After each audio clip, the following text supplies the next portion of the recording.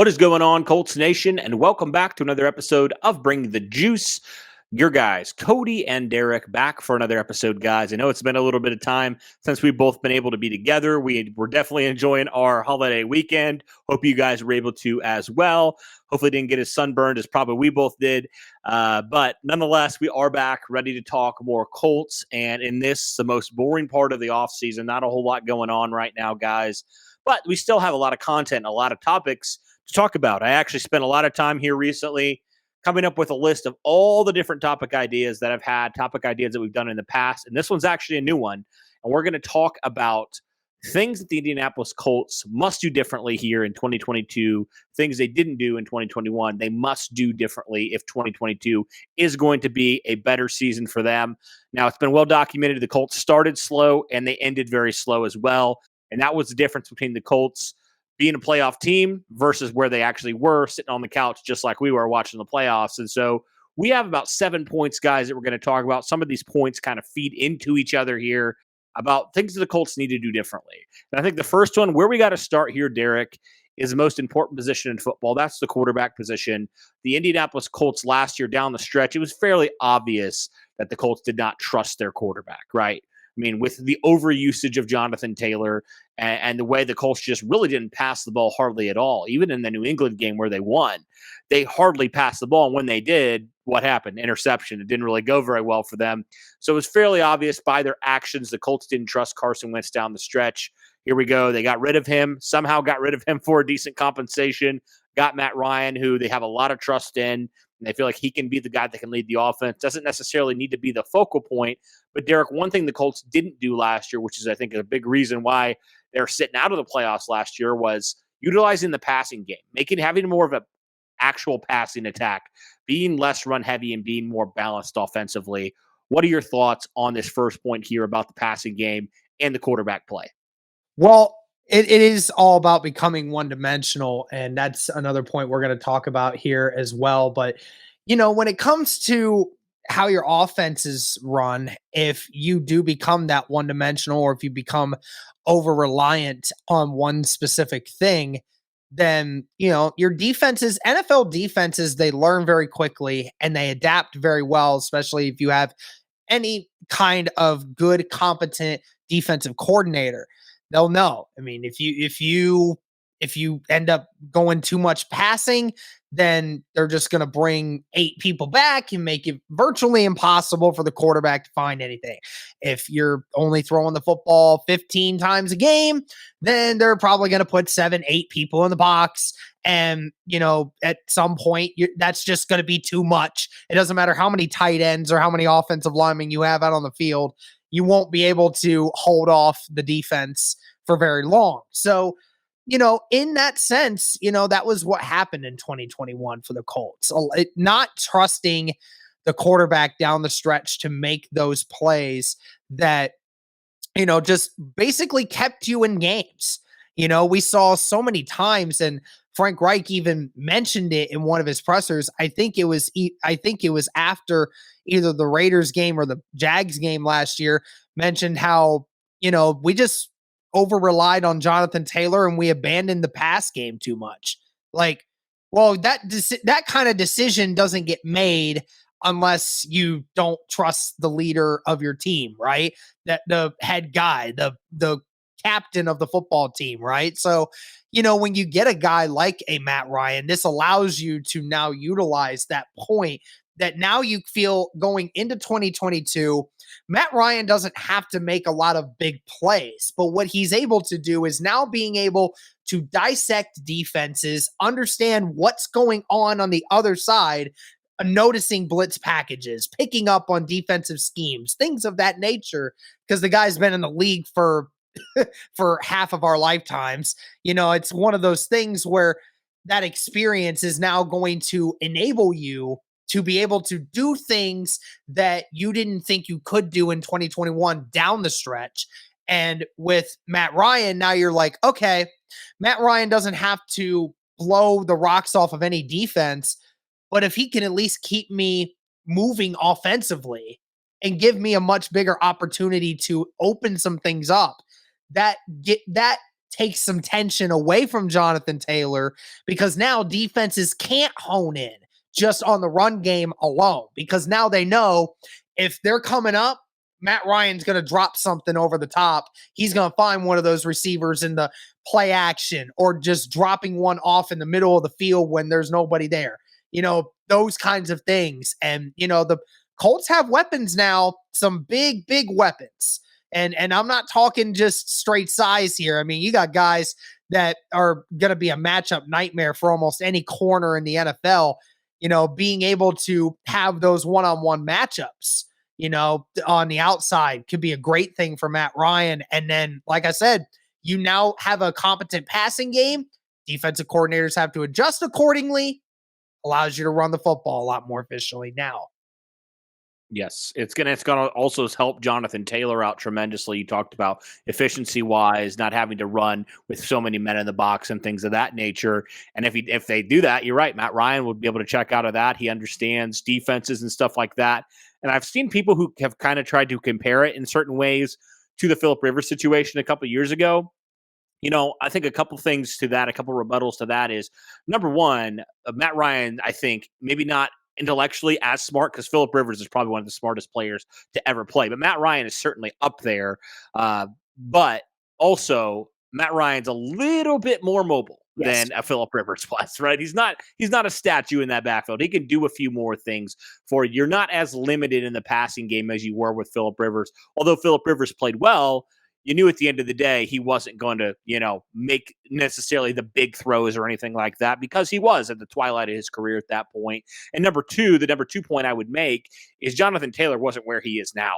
Not even close. Yeah. He was a rookie. He got benched that season, if you remember that. So the Colts had to rely on Philip Rivers a lot more than they have to rely on Matt Ryan this season. Certainly, will Matt Ryan need to be, a big part of this offense? Absolutely. He's going to have to be, right? And they're going to have to throw the ball a decent amount at certain points because teams are going to try to take away Jonathan Taylor a lot more than they have in the past. And Matt Ryan's going to have to come through. And what happened, when the teams were able to just kind of you can't ever stop Jonathan Taylor, but kind of hold him in check for his standards. At the end of the day, do with Derrick Henry, right? Yeah, exactly. And what is a big reason why the Titans haven't gone really anywhere in the playoffs besides that one season? It's because they've had limitations at quarterback, right? And with the Colts now, with Matt Ryan, you think it's a major upgrade, just from up here, right, where it matters. We think they have a major upgrade there. And, oh, by the way, Matt Ryan, only a couple of seasons removed from being, one of the best quarterbacks in the league. So, I mean, this dude's still got something in him for a couple of years. He's under contract 2 more years. So you feel like at minimum, you have your guy for a couple of years here and you feel pretty good about where he's at still. And also considering the teams that he was on, right? I mean, no offensive line, no receivers outside of Kyle Pitts. You think it's just going to be so good. And you kind of mentioned, some of those weapons the Colts have. And I thought that could lead us to our second point here is Jonathan Taylor maybe getting slightly less usage isn't necessarily a bad thing because you have guys like Nyheim Hines, who is a matchup nightmare when he's used effectively, matchup nightmare. And also Philip Lindsay potentially as well to help Jonathan Taylor out. It's going to be great for everybody involved. And we saw, man, when Nyheim Hines gets involved in the game and gets involved in the game plan, it's changing. It changes games when Nyheim Hines is involved. And for some weird reason, he wasn't involved last year really at all. It was one of his lowest usages he's had since coming into the league. So now you think Matt Ryan, who in similar ways to Philip Rivers, he's going to take the open guy, right? He's going to find those mismatches that Nyheim Hines provides. And you feel good. And Frank Reich even said it, right? He said, if you're playing fantasy football, I would draft Nyheim Hines. So, I mean, all that to say, Matt Ryan has a lot of toys to work with here, and that should excite a lot of people. And the Colts are going to have to get these guys involved, things that they weren't able to do last year. That's a big thing they're going to have to do this year. Yeah, and, for the one thing of Jonathan Taylor not getting as much usage, everyone tries to accumulate that and say, oh, that's a terrible idea. Why would you want to take away your best weapon? Well, there's a couple reasons why we acknowledge that Jonathan Taylor's usage might need to go down just a little bit. There's a couple reasons for this, and both of them are due to the fact this guy's a running back, okay? Now, again, Jonathan Taylor is a physical freak, okay? We understand this.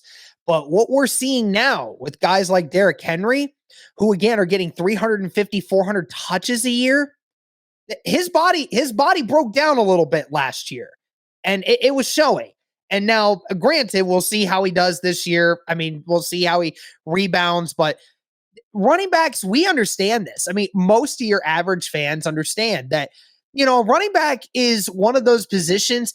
A lot of times they just don't last in the NFL for very long. So, you want to be able to keep Jonathan Taylor around in the long term, because what this guy's going to provide for you is a long-term solution at running back that is going to impose his will on any defense that he comes across. That's what you want. But at the end of the day, Jonathan Taylor cannot repeat last year where he was averaging 32 touches a game at the end of the season, when that just should not be happening. He should not be touching the ball 25, 30 times a game every single game throughout the season. That's just not what needs to happen. You want to see Jonathan Taylor get those 20 rushes a game. I don't mind that. Getting around 20 rushes. Sometimes if you can go a few less, that would be even better for you, because in the long term, and especially down the stretch of the season, I mean, I'll say it, I think Jonathan Taylor kind of got a little bit tired at the end of the season. Because again, when you're running the ball as much as he was towards the end of the season, running 30 plus times against Buffalo, running 27 times against the Patriots, running 20 times against the Raiders, trying to run 30 plus times against Houston, doing all of this stuff, him being the workhorse that he is, you don't want that guy to slow down. So at the early part of the season, when you can limit his touches by getting Hines involved in the passing game, having Philip Lindsay take a few rushes every now and again out of Jonathan Taylor, give him some rest. That's the kind of thing you want. We've been talking about it, Cody, in the other positions, mainly defensive line for depth purposes. We're talking about at the end of the year, that defensive line, they were gassed at the end of the year, man. Brian Baker did a terrible job as a defensive line coach adjusting to the depth of that defensive line. Did a terrible job of getting DeForest Buckner off the field to get rest. And Buckner was running on 96% of the snaps. He was gassed at the end of games.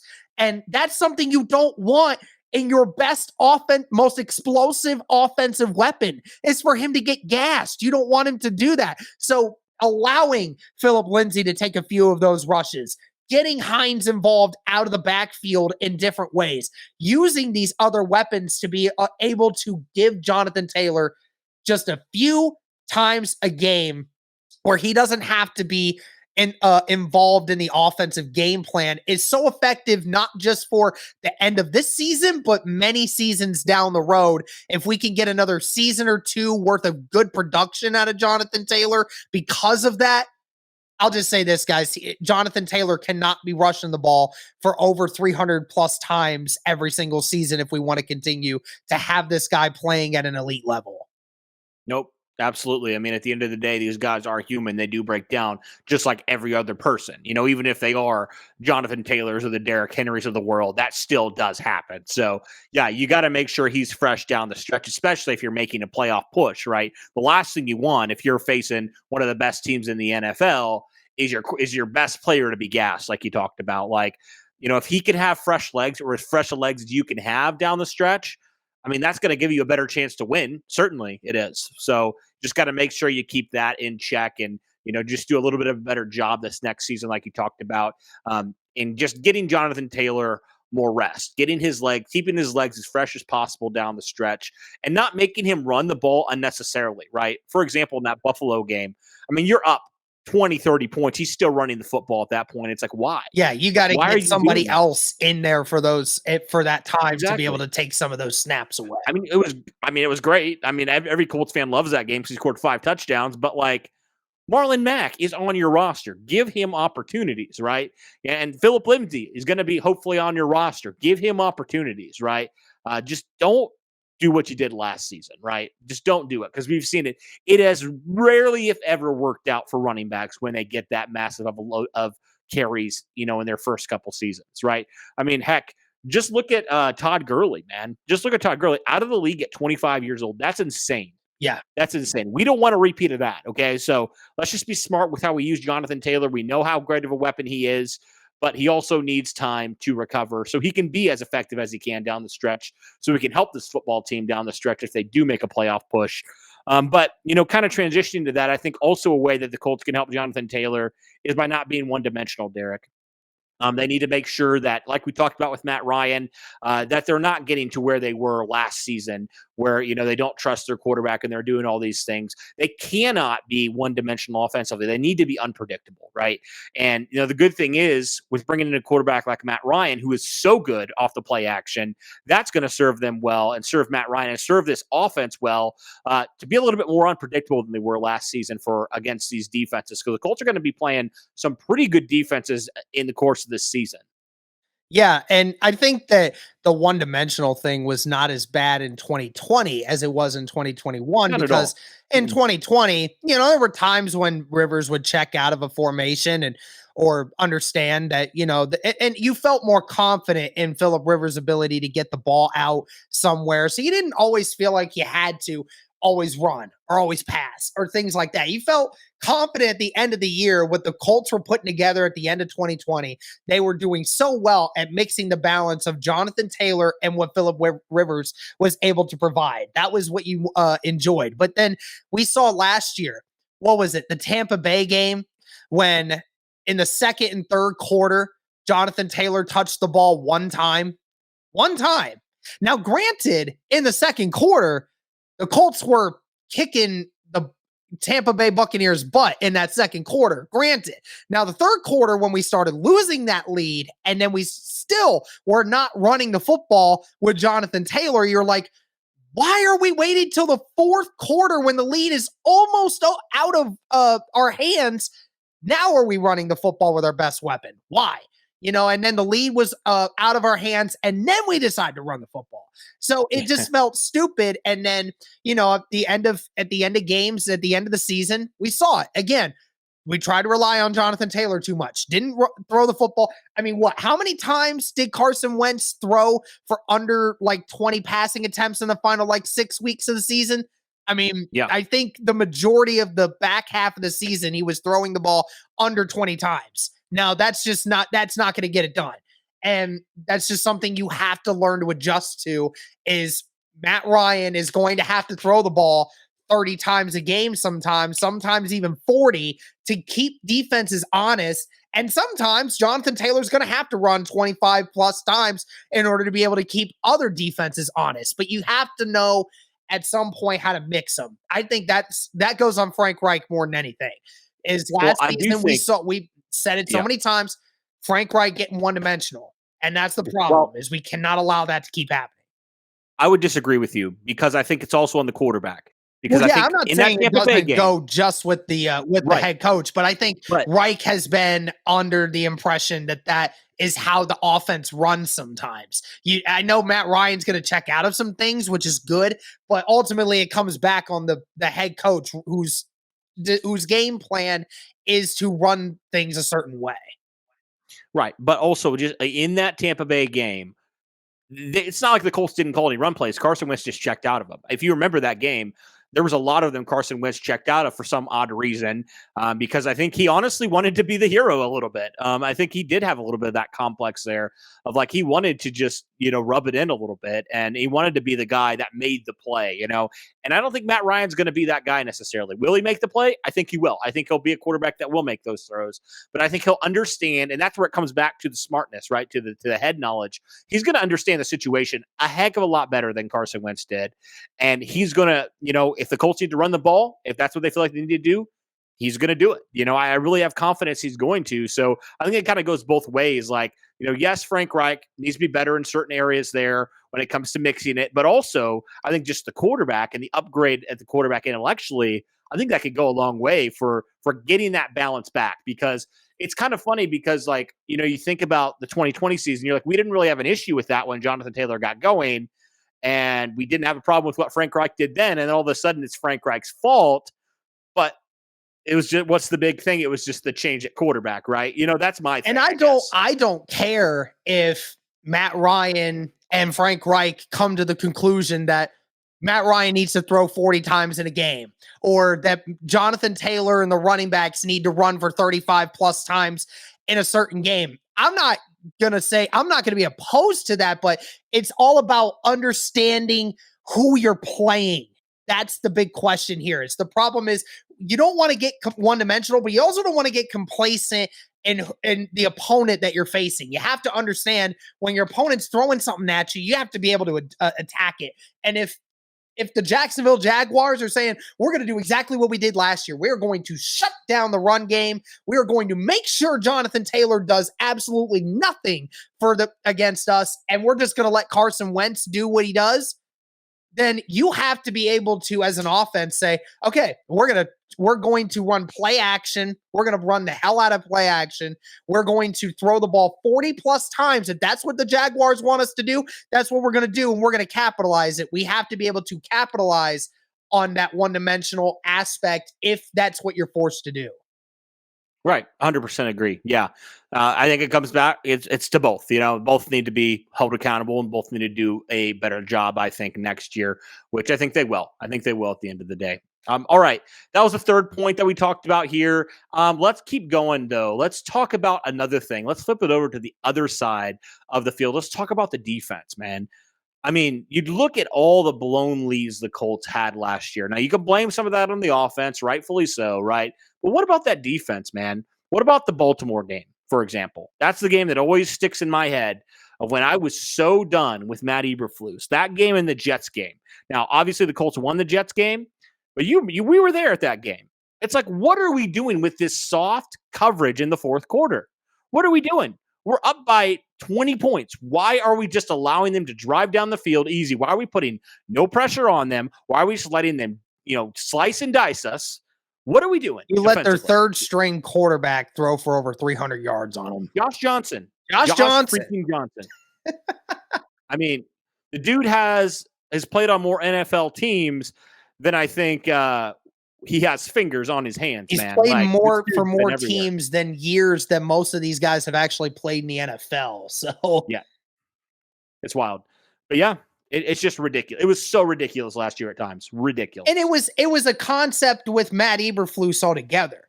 I think that was one of the main reasons why a lot of Colts fans were just done with Eberflus, was because we understood that Matt Eberflus and his defensive scheme a lot of times allowed you to be aggressive at certain points, which was great. But at the end of the day, there were a lot of games that the Colts lost because the defense got soft. And, that defensive, aggressive nature went away, and we just let them play into their hands. And you mentioned it, the Ravens game. That is the one that pisses me off more than anything else from last season, that Lamar Jackson in the second half went nearly perfect in that second half and threw for over 300 yards on you in the second half alone. And he could do no wrong for that. So it's like, you have to, and hopefully with this new defensive coordinator and Gus Bradley, you certainly hope that with this new knowledge and the concept of aggressiveness with a zone coverage scheme like he has, it's going to remain the same. The aggressive nature is going to remain the same, but you're certainly hoping now you can dice up a few more things and allow your defense to now be more aggressive. You have confidence in Stephon Gilmore and Isaiah Rodgers and guys like Julian Blackmon, if he's healthy, to go and be those aggressive guys, even at the end of games when you're just trying to make sure you secure a lead. Now, again, if you're up 25, 30 points in the fourth quarter, then I'm not saying, to be going and 100% at everything, full blitz, all engage 8 blitz, whatever. I'm not suggesting that, but it is those situations when you're only up by like 1 or 2 scores in the fourth quarter. You cannot get complacent. You have to be able to stay with the same scheme you were continue to do. I don't care if you mix things up, but playing Tampa 2, that needs to be a thing of the past now. It has to be. This cannot be a thing anymore. Yeah, seriously. It was Tampa 2, man. Cannot be a thing no more. And I just, the moment where I was just like beyond done was the last game of the year when you're like, Trevor Lawrence was just terrible. just god awful He was last year. terrible all year up And then he until he just plays goes, the he's Colts. perfect on the first drive, and I'm like, I hope Matt Eberflus leaves. I'm so done with this crap. I was Like, how? How did I you allow was that to happen? furious, bro. Look, I mean, look, I know injuries and everything had a lot to do with it, but I mean, that defense did not adjust for anything. I mean, No, there was nothing the Colts did on that not at there to all. be able to do anything for Not them. at all. And the sad thing was this team was talented, right? This defense was talented last year. And certain ways they did great. It seemed like they had some things where like they grew in, and then other things they just like took a step back in. And it was weird how that happened, right? It was like you feel like you got one thing fixed and then another issue just comes up. And you're like, okay, well, what's the deal? Because we have the same personnel. What's the deal here? And I think the deal was, honestly, just the scheme and just the coordinator. I'm glad he's gone because who knows? He could still be our coordinator. And honestly, Derek, I couldn't stand another season of Al-Qadim Muhammad at defensive end as your starter. Yeah, I no. could not stand it. It was ridiculous. There was just so many head-scratching things. You're like, why? There's other players that are more talented. Give them more snaps. For example, why is Andrew Sendejo playing that many snaps when you have George Odom? Stupid stuff. And then, Stuff. when it came to, the defensive line and stuff, why was Al-Qadim getting more snaps than Kamoko Toure, who, again, was the most efficient pass rusher that we had in 2021 outside of a DeForest Buckner. But Can't. Brian Baker and Matt Eberflus could not agree on that at all. So it was just bad. It was very bad. So you hope that with a new defensive coordinator and new position coaches almost all across the board, you hope that this time around that scheme becomes more effective. And because of the new defensive line coach, you hope that depth guys are going to get more time, and that's going to leave the starters in more fresh shape going into those fourth quarters where they're not dog tired, and then they'll be able to actually get pressure on the quarterback in the fourth quarter and not have to rely on strictly the secondary to bail everybody out. Absolutely. Yep, 100%. All right, we got a couple more points here, guys, so we'll just go right into it. I think the next point I want to talk about here, Derek, is just the start of the season, right? Because it's been very well documented at this point. Ever since Frank Reich has taken the head coaching job, the Colts have not won a season, their first game ever. Whether it's season opener, whether it's just an away game, the Colts are winless somehow. They start off terribly. Last year, Every year is the same way. In 2018, terribly. 1-5 to start the year. It's just like, what is with these slow starts every single year? Now, the Phillip Rivers one, a little bit better of a start than you had. It's probably honestly your best start you've had, maybe outside of the 2019. Like 2-2 through the first 4 games. Yeah, it was like 2-2, 3-1, so it wasn't too bad, all things considered. But like that was your best one, and then other than that, it's just been pretty terrible, honestly. And honestly, Derek, I think that's a big reason why you haven't won the division also, because you start off so slow and then Tennessee starts off so hot.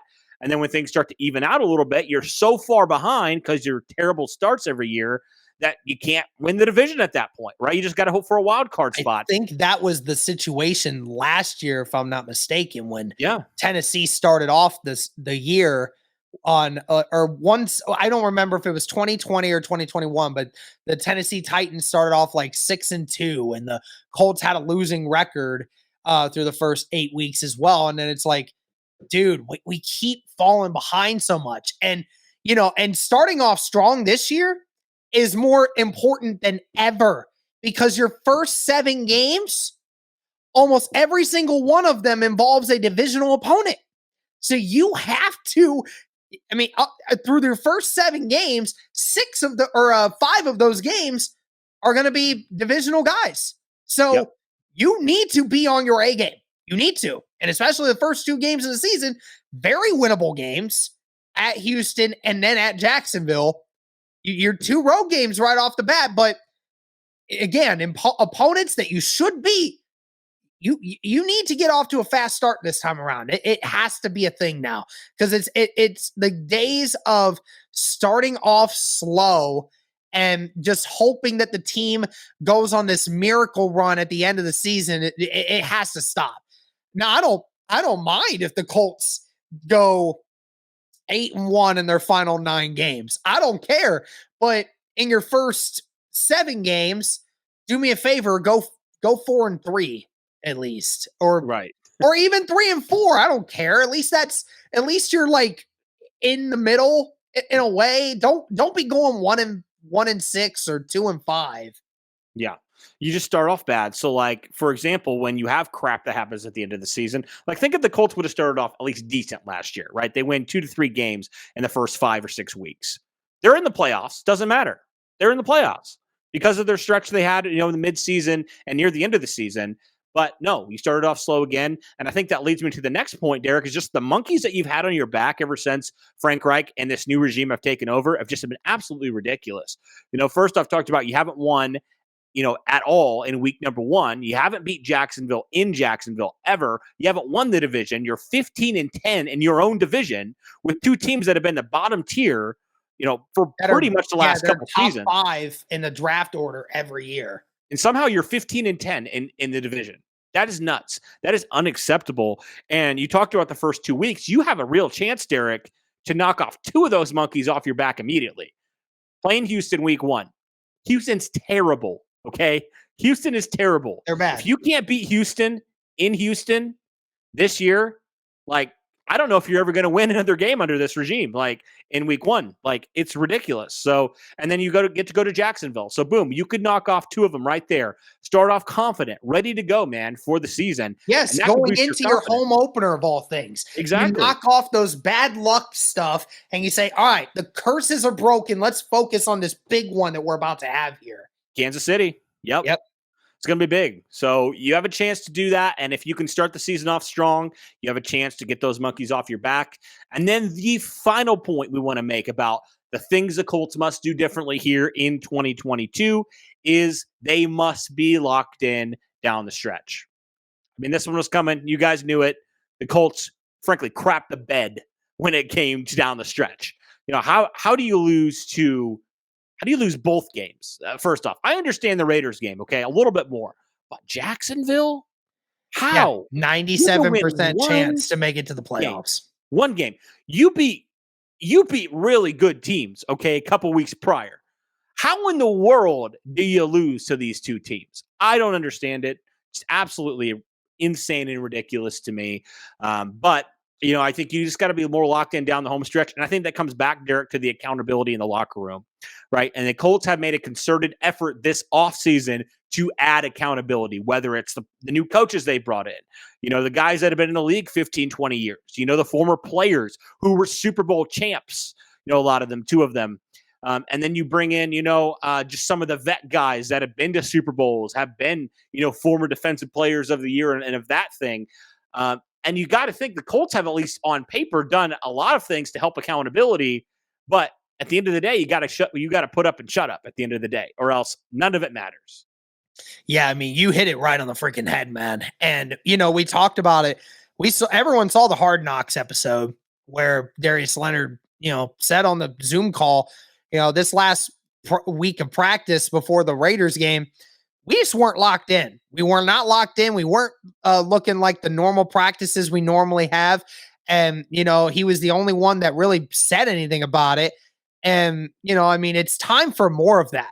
It's time for more of that. Like you said, the accountability. Guys like Stephon Gilmore, Rodney McLeod, Matt Ryan, Darius Leonard, DeForest Buckner, those guys to start saying enough of the mediocrity. Now it's time to actually step up here and know that we are the better team, and it's time to show it, not talk about it, show it every single week, not just some weeks when prime time, everybody's looking at us. It even includes the last 2 games of the season against teams that we know we should beat and that we know there's a 97% chance we're going to make the playoffs. We know we're supposed to win those games, but we don't go out and actually do it.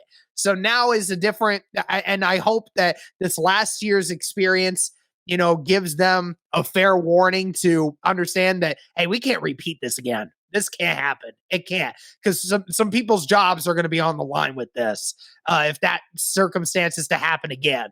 So, yeah, I mean, being locked in these stretches, and you and I said it from, I think it's week 9 to about it's like week 10 or 11 to like week 13 or 14 of this season. I mean, the Colts have a very tough stretch of games. I mean, they got to face New England. They got to face the Raiders in Vegas. They got to face Philly, who just came off of a playoff season under Nick Sirianni, and that team is stacked. And then you got to face the Chargers in prime time. I mean, that is a tough stretch of games. You know, for them to come out of that even, I think would be fantastic, especially for what you see at the end of the season, the opponents they have to face. The beginning of the schedule and the end of the schedule is very favorable for the Colts. So if they can come out of those stretches and at the end of seasons looking like what they should be, this team's ready to go to the playoffs and contend. Yep. But that is my concern because they haven't been there yet and they haven't done that yet. These aren't the Manning teams, that were there consistently every year winning 11, 12, 13 games every single year. So they got to prove me wrong. And like you said, Derek, when it comes to winning in Jacksonville, I'm not going to believe it, Colts, until you prove me wrong. Exactly. So go ahead and prove me wrong. I will be so overjoyed if you prove me wrong. Yes, but please. I'm a skeptic. I'm going to say it. I'm a skeptic because they disappointed me so bad last year. And I get why some Colts fans are like, okay, I mean, I'm not going to get overhyped about this because look what happened last year. I mean, they've done on paper, they've said the right things, they've done the right things. But when it comes down to it, when the rubber meets the road, how are you going to respond? And I'm waiting to see how they're going to respond. And I think we both are. But they certainly have done the things and said the things, but talk is cheap if you don't back it up. Exactly. All right, guys. That'll do it for this one. Thank you so much for tuning in. Derek's always fun, man, to just jump on here, just have some good conversations. Whether or not we always agree or see eye to eye is who cares, man. I just love being able to talk football, having the freedom to do that, and just be able to enjoy it, Mm-hmm. And I appreciate everybody else, and I'm sure you do too as well, Derek, the people who have supported us along the way. I mean, seriously, we could not have done it without so many people like you tuning in every single episode, hitting that like button, subscribing, pushing it out to more people. We so much appreciate that.